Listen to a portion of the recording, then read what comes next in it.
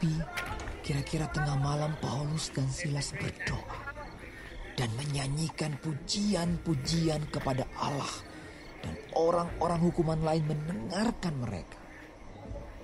Akan tetapi terjadilah gempa bumi yang hebat, sehingga sendi-sendi penjara itu goyah.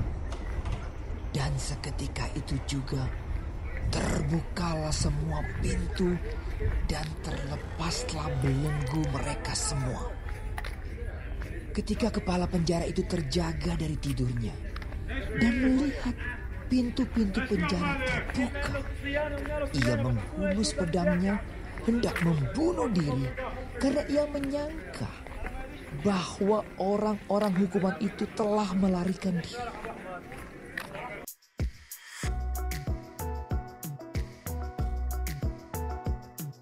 Shalom, selamat pagi Bapak Ibu Saudara sekalian yang terkasih dalam Tuhan Yesus Kristus. Kita bersyukur pagi hari ini kita boleh bangun dengan tubuh yang sehat. Dan sebelum kita melangkah sepanjang hari ini, kita rindu merenungkan kebenaran firman Allah. Dan kebenaran firman Tuhan pagi hari ini datang menguatkan iman kita tentang kekuatan sebuah doa. Ibu Bapak yang Tuhan Yesus kasihi, jangan pernah berhenti berdoa. Jangan jemu-jemu berdoa, karena doa dapat melakukan segala sesuatu. Doa dapat mengubahkan yang mustahil menjadi tidak mustahil. Sebab doa adalah senjata orang percaya.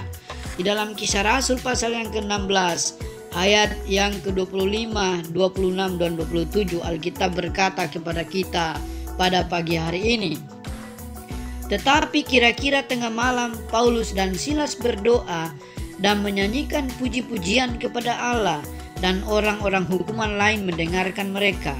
Akan tetapi terjadilah gempa bumi yang hebat, sehingga sendi-sendi penjara itu goyah, dan seketika itu juga terbukalah semua pintu dan terlepaslah belenggu mereka semua.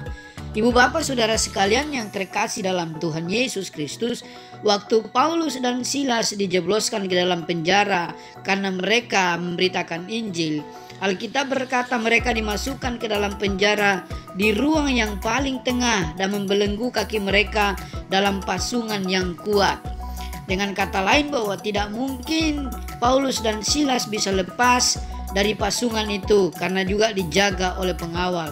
Tetapi apa yang terjadi waktu tengah malam Paulus dan Silas berdoa dan menyanyikan puji-pujian kepada Allah dan orang lain mendengarkan, maka terjadilah gempa bumi yang hebat sehingga sendi-sendi penjara itu goyah. Dan Alkitab berkata terbukalah semua pintu dan terlepaslah belenggu mereka semua. Ini menggambarkan kepada kita bahwa kuasa doa itu dahsyat dan luar biasa.